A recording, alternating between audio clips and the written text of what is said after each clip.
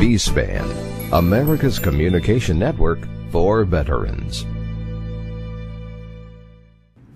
Welcome to the Veterans Special Programs American National Network, VSpann. Our spotlight tonight shines on Dr. Frank Urasek. Dr. Urasek is the chair of the acupuncture program at National University of Health Sciences, chief of the PTSD Veterans Clinic at National University, and he's also the attending acupuncturist at Stroger County Hospital. Dr. Urasek is a returning guest on VSpann's Spotlight. When we last talked, we discussed what post-traumatic stress disorder is and what it isn't, and the trend toward an integrated approach to treating veterans. And now, the link between pain and PTSD symptoms. Welcome back, Dr. Urasek. Thank you. Frank, the integrated approach, let's review what that is. Well, it used to be that acupuncture in the United States was pretty much set aside, not looked or viewed on as mainstream, while in China, ever since the 50s and 60s, it had been integrated into the major medical environment, the hospitals where I trained, in fact. Lately, there's been a definite and deliberate attempt to bring it in and incorporate it as complementary to Western medicine. For instance, at Bethesda Naval Hospital, I was invited there to help treat Marine amputees using acupuncture, where the drugs were actually putting Marines into ICU for organ failure. Another example closer to home is Stroger Hospital, where we're working in the pain clinic, and the physicians there are concerned about the damage that long-term opiate use does for chronic pain patients. And so we pick up the torch when they've gone as far as they can with procedures or opiates, and we actually use this very natural form of medicine to help interrupt that pain signal. I find it absolutely fascinating, Dr. Urasek, that a process that's been around for 5,000 years, used in China, just became looked at, if you will, as something serious in the 70s. I think it came to the United States, if I recall, when President Nixon visited China or Korea, and he witnessed an operation where the anesthesia was administered via acupuncture, and that brought it to light. Now, as we are investigating this, you're finding a link between pain and PTSD. Explain that. Sure, and this is fairly recent and fairly personal. I've been treating, we've had the clinic going at National for 2 years now, but lately we've had some very serious injury situations. An Army veteran who had shrapnel left from stepping on a landmine that got reactivated, that shrapnel in his leg, and it was really interfering with his, he's a farmer, with his ability to farm, with his ability to walk. That, on interviewing him, doing the initial case interview, was really bringing back a lot of those emotions of anger for when it happened, who did it to him, a lot of frustration, a lot of depression, a lot of grief. And it was real simple by putting a few needles in the points on his scalp. And that's a very important concept here, to actually stimulate remotely away from the area of irritation. When we did that, the pain went away and his gait normalized, and he was able to sit in the seat across from me without hunching over in pain. And when he came back 2 days later, because they said, we're not going to wait a week, I want to see how long this is lasting. He came back with his wife. He said after that one visit he was 75% improved, and those PTS symptoms of anger, of depression, and insomnia as well were all significantly improved as a result of the lack of pain, the reduction of pain. Did this patient, prior to that acupuncture exposure, experience any talk therapy prior to this, or any medicine? He's with a group, a large group. There's 50 of them, in fact, and I'll be going at the end of the month. Now we've got about 6 of them from that group carpooling, because word gets out. and I'll be going back to address them. They're all in talk therapy and in drug therapy, and they want more of what these guys are getting, or they want more exposure to it at least, to see what else can be done. Because let's face it, the drug therapy has side effects. The talk therapy is dredging out old memories, and you're basically pushing buttons, reactivating triggers, and this is really treating the body as a working unit. So the criteria I use, for instance, at Stroger, there's three things. A, is there a reduction of pain? That's not something you talk about, that's something your body tells you. B, is there an increase in function? Is the limb working better? Is the organ working better? Are the eyes working better? The ears working better? C, is there any significant reduction in the pharmaceutical therapy? So those are three very solid criteria. You don't need a group discussion to figure that one out. It's your body checking in with your body, it reporting back to you, and you telling the therapist. Now, this is an amazing revelation to folks who are not aware of this, this third alternative approach to treating a very serious disorder. And of course, PTSD is not limited to just veterans. PTSD is trauma, children, child abuse, violence. But it's more prevalent, of course, within the veterans community because from where they come is violent and it's traumatic. Well, we have in our clinic at National, we also have people who have been sexually abused and physically beaten up, women. We have first responders who have witnessed death or murder or killing of their partners. So it's anybody that has been, and there's secondary PTSD, that's family members. So we're treating it all there. It's something, when you hear the term PTSD, for example, if I had a toothache, I could explain that to you. You would know what that means. You could relate to my toothache. PTSD is hard to relate to, but as I personally was thinking, when I was 7 years old, I wanted to watch The Mummy at night with my dad, and he wouldn't let me. So I complained until he finally said, okay, you're going to watch The Mummy. He let me watch The Mummy and went to bed. I relate to that story, and it flashes back to me in a humorous way. Yeah, now. But is that a form of post-traumatic stress disorder? Sure. There's a memory of the traumatic event, and there's fear involved there, there's anxiety, and these are two of the big ones. And then, of course, you add the pain piece onto it, and that would be the next piece. But wherever you're witnessing a traumatic, painful, fearful, anxious event, car accident, you have that. See, and this is what a lot of people don't realize, muscle has memory. So you'll get the whiplash, and then you'll get the memory of the whiplash, and then you'll get the history of pain, particularly when it's chronic, and you're dealing with both the history of the pain and the pain in the moment. I love the one saying which goes that pain is inevitable, suffering is optional, because suffering is looking at ways to deal and cope with that pain. Yeah. And I bring that up with your story too, is that many of us are probably more now aware of what this is than we were before. And when we talk about the needles, that could be something devastating to a lot of people, saying, the thought of somebody sticking me with needles is terrifying. Clarify that and make us understand the concept of acupuncture better. I'd love to, because the questions that people come to the clinic with is, does it hurt? Will my insurance pay for it? And how many treatments do I need? These are the three big, but does it hurt is the first.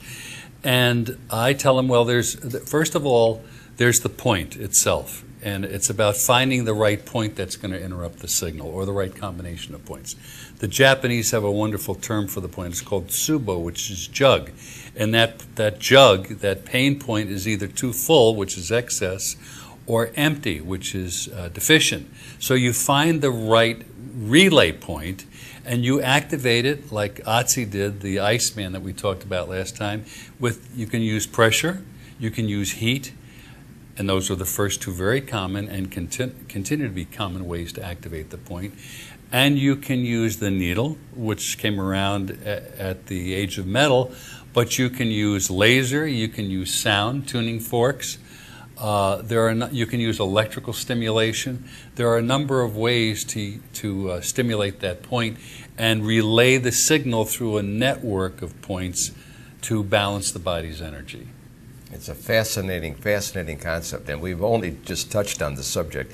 And we're talking with Dr. Frank Urasek, and when we return, you're going to meet Cy Bounds, who was the first PTSD patient who has taken the healing modalities, or the therapies, to a wider level of distribution and education through digital technologies and social media. This is VSpann.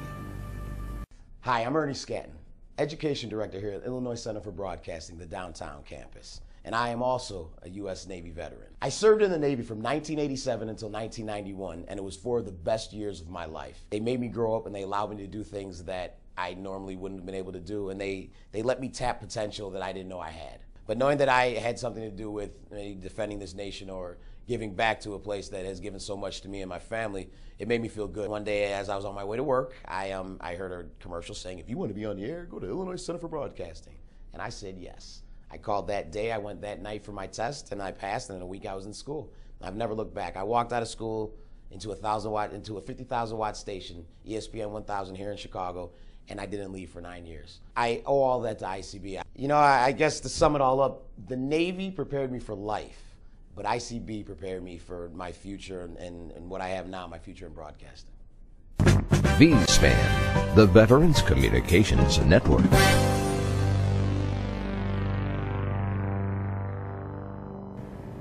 This is the Veterans Special Programs American National Network.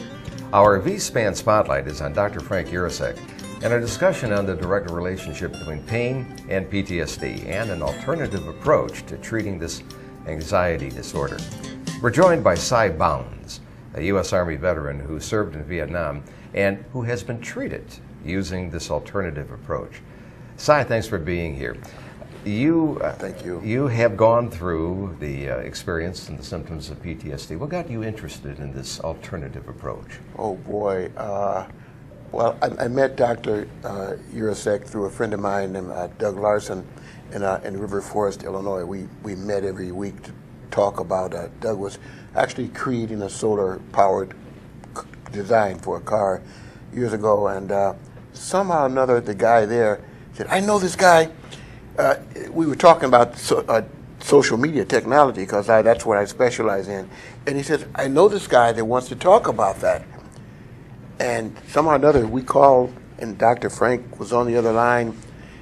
And even back then, that was some years ago, he was thinking of the correlation from distance learning with this. And that's really how we met, really, on the phone. You attended a free clinic, and Dr. Urasek administers free clinics to veterans, so you attended one of these sessions? I certainly did. I wanted to learn more about it, and it just kept going from there. It's so rich, it's so simplistic, if I may use that term, that folks kind of don't think it's real because it really works, and it's been done for so many thousands of years, but it's really powerful, and I'm so happy that I met Doc, and now I'm able to share it with my family and friends, and I think that it can really make a difference in the community. So I'm always trying to learn more about it.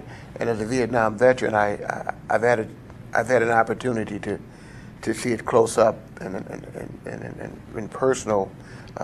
I used it for some members of my family as well as myself. I've actually just stopped pain. I've had pain, and the techniques that Doc has given me, I've actually stopped. So I mean, these things are, they're teachable. That's all I'm trying to say. Now, for clarification, what we're talking about is not acupuncture acupuncture, and we're not saying we're going to give you a bunch of needles and then you're going to stick yourself using social media and tell you what to do. What we're talking about is acupressure, or I think the Korean hand therapy. So for clarification, we touched on this in the last segment, Dr. Yurosek, was that these pressure points can be activated and the pain cycle can be broken by using other methods rather than needles. Exactly. Yeah, I just want to embellish a little bit, Sai's comment. We actually got together at a church social center, and I'd like to call it a faith-based community, because where we're going with this is the different communities or in Techno Talk herds of people with common interests. So Sai saw me working and invited me to work at this church using this Korean hand system called Suji. That's the Korean term. And Suji means hand, health, and wealth. Those three words. So it's very interesting. So I went there. He saw me work on people, all different ages, all different complaints, and get very instantaneous responses. It turned into an almost revival meeting setting, because the women there would get their hands touched and they go, "Praise the Lord, praise Jesus," and they'd walk around and their knee would be, and here's the thing, to go full circle, we just left another group. In this case, it was a senior center community. Earlier this afternoon, he's got about 15, 20 minutes of footage where the same deal happened.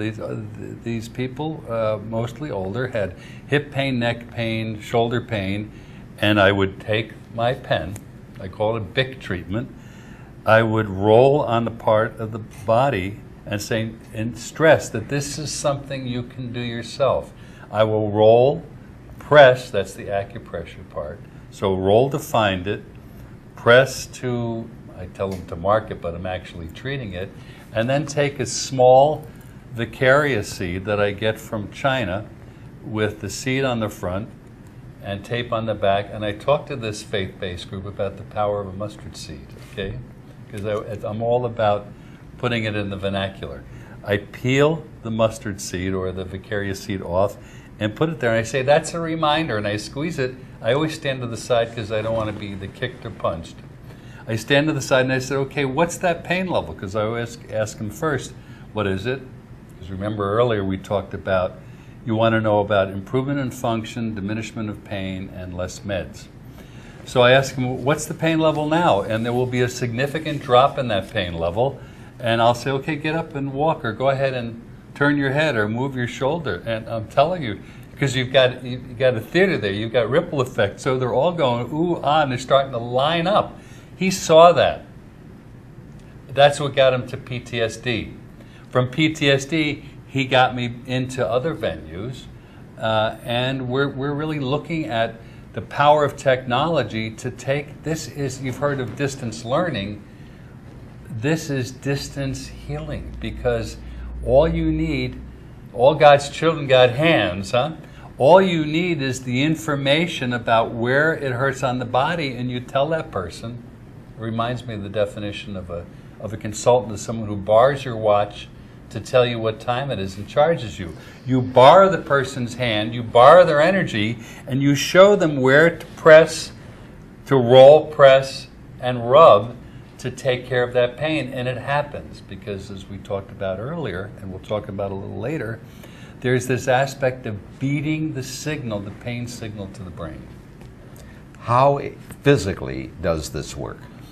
Well, they explain it differently in China. First of all, they explain it in Chinese. But secondly, they use terms like qi, stagnation, and blood stagnation. And with qi stagnation, the pain wanders. With blood stagnations, it's fixed and sharp. And that can mean a difference with herbs. It does not mean a difference with pressure, other than you may use a point to move blood or move qi.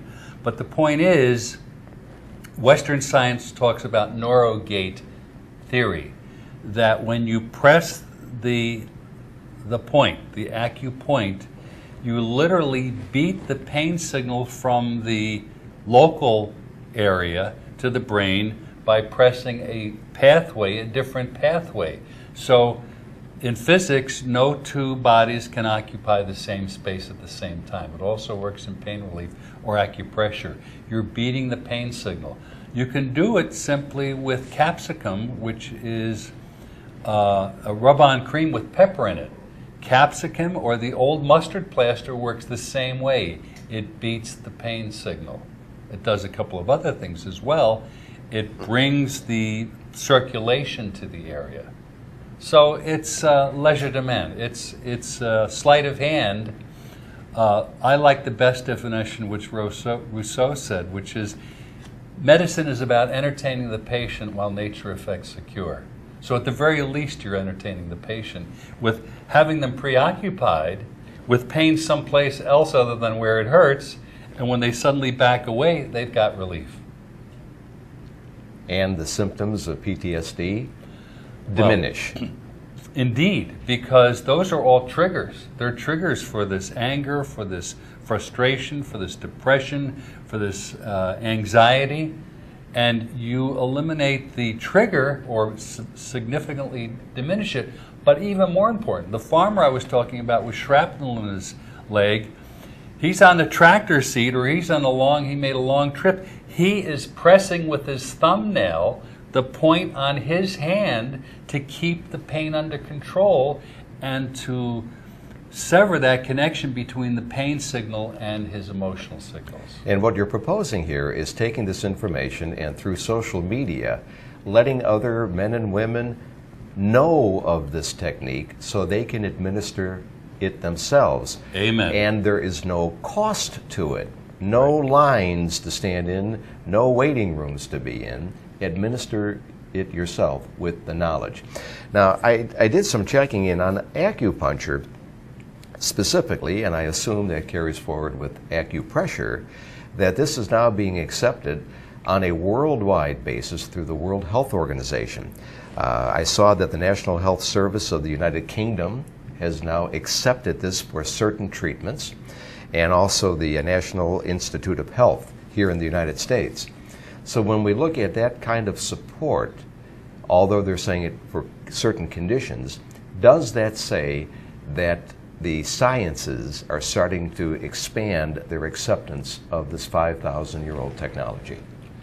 I think it is. And, working with Dr. Torres at Stroger, who invited me in to with interns from our clinic, she said, look, there are things called offsetting expenses that are the gain. We're not getting compensation from insurance companies for your treatments, Dr. Urasek, but what we're doing is we're able, as the pain is alleviated, to cut back on opiates or cut back on procedures, which are our largest expense. So you've got these secondary costs that are being significantly reduced.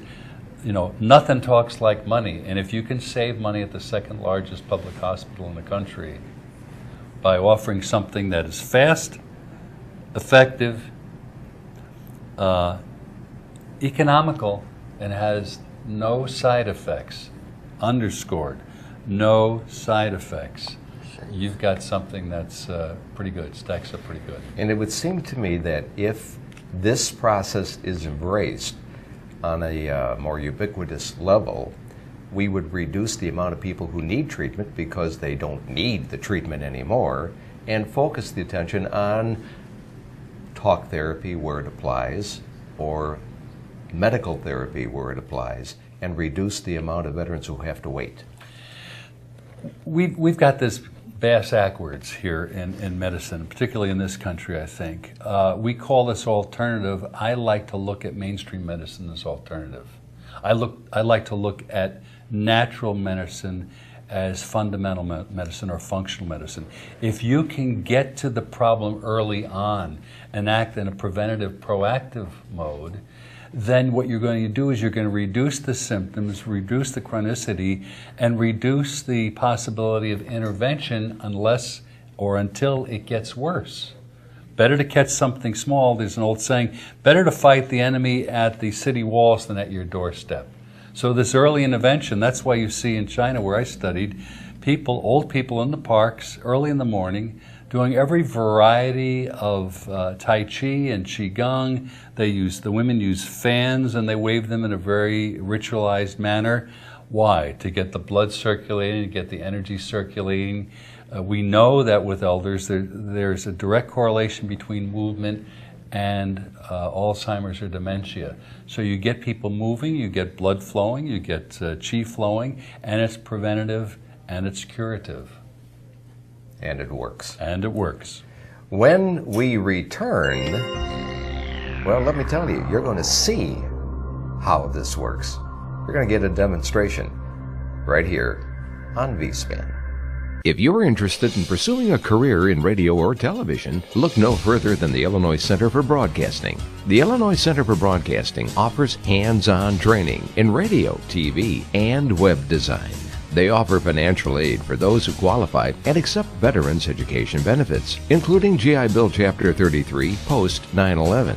If you have any questions about the GI Bill Chapter 33 post 9/11, call the Illinois Center for Broadcasting at 630-916-1700 and ask for a financial aid representative. If you do not meet the GI Bill requirements, there's another option, known as the Veterans Retraining Assistance Program. For more information about the Veterans Retraining Assistance Program, call 1-800-827-1000 or visit the website at www.benefits.va.gov/VOW or call the Illinois Center for Broadcasting, Lombard Campus at 630-916-1700 and ask for a financial aid representative. VSpann, the Veterans Communications Network.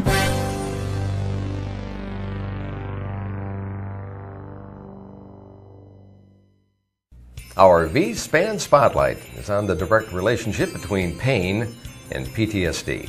Cybounds is being treated with an alternative therapy that we're now going to show you. Well, Dr. Urasek, how do you make this work? Well, I have to say that we started with the emotional issues with PTSD, and we used ear points for that, and Cy definitely felt the euphoria, the natural euphoria that the points on the ear can do.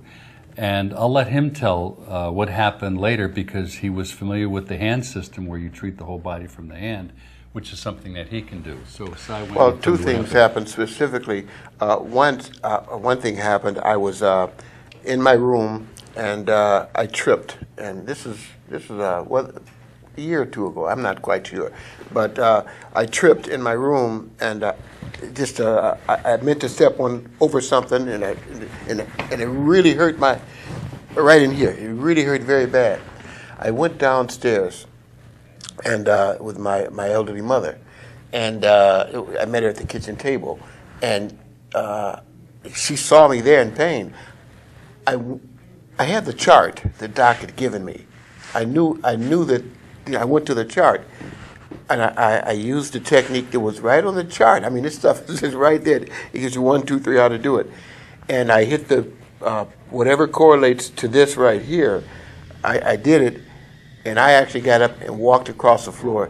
And my mother, she just didn't believe that, but she did believe it. But it was quite awesome. The other time, my ex-wife was in the hospital, and she was in some serious pain. And Doc and I were going to a dinner, actually, with some other, you had invited me with some other Chinese physicians. I said, Doc, my ex-wife, but she's in pain, and excruciating pain. What can you do for her? And I took a chopstick. He took it right over. I took a chopstick, and I said, where's the pain, Cy? Where's the pain? And this is an important point. The parenthetical point to remember is replicatability. That I can replicate for him and he can replicate for his ex-wife. He said the pain is in her leg and her low back. And so I said, okay, you're going to roll. I took a chopstick and I said, you're going to roll across the back of her hand, because it's the back of her leg. Her little finger of her left hand is her left leg. And I took the chopstick and I rolled across that. And I said, you're going to look for the speed bump, that is the painful area, and then you're going to press and then that'll take care of the leg pain, and you're going to go to the low back, which is down here towards the bottom of the hand, which is the bottom of the body, and you're going to roll and then press and rub that point. And the next thing I know, I'm getting a phone call. His wife is crying over the phone and thanking me for what I taught Sai at a Chinese restaurant. Doctor, you forgot, you did, because she had pain in both legs. in both legs and pain in the back. And I did the instruction from the back first. Right. And that was incredible. And she said, I said, is there any more pain? She says, yeah, in both legs. And then I did that one. I followed the instruction on that one, and I followed the instruction on that one. And in fact, Rich, in that hospital, there were doctors walking all around who were talking about taking tests. She was in pain. All they could talk about was take tests. And but anyway, this was just so incredible. So that's what really happened. What I'm hearing here is that the next time I go to a Chinese restaurant, I'm leaving with the chopsticks. That's what I'm thinking. Chopstick acupressure. There you go. Now, this breaks conventional wisdom in the sense that the tendency is that if my leg hurts, I go to the spot that it hurts and start diddling with it. Yeah. And now you're going to the pressure points that control that area. That's right. And break the pain cycle. That's exactly right. Well, not only that, but the microsystem. So the hand is a microsystem, the ear is a microsystem, the scalp is a microsystem, the face is a microsystem. It works on the principle of the hologram, that the part contains the whole, which means any part contains the whole, which means you can access the whole body from the hand, as we talked about today, or the face, which is a Vietnamese system, or the scalp, which is a Japanese system, or the ear, which is a French system. All of these, it's kind of like the 100th monkey, where suddenly a monkey in some South Sea island starts washing the coconut, and 100 miles away another monkey starts washing the coconut. It's synchronicity, huh? It's things happening, evolving so that they happen simultaneously at some point in history. It's happening at this point in history. Up to this point, we've been talking about physical pain. What about emotional pain, grief? The great thing about the ear points is you can do treatments for ADD, you can do treatments for behavioral issues, which I did for 16 years for drug and alcohol addiction, and you can do treatments on specific organs that have specific emotional characteristics. So the kidney point on the ear is for fear, the lung point on the ear is for grief, the heart point on the ear is for agitation over excitement, and the liver point is for anger. So any of these issues can be addressed through the ear, and this is something that a family member, once they get the chart, once they get the way to stimulate the point, can do it on their family member. And how do I get the chart? How do I get more information to become like Sai, knowledgeable enough to administer this to somebody in my family? Well, we are actually putting up a website that will have basically a distance learning capacity or component, and we'll be making these tools available on that site. They can contact me at National, and then we'll have a link from there to our educational site. Because the progression, as we're doing here today, is information, education, application. Our VSpann Spotlight was on Dr. Frank Urasek. For more information, he may be contacted at the National University of Health Sciences at furasek@nuhs.edu. This program was made possible through the studios and future broadcast professionals at the Illinois Center for Broadcasting, Lombard Campus, where broadcasting careers begin. Visit beonair.com for more information about a career on radio and TV. You're watching the Veterans Special Programs American National Network. This is VSpann.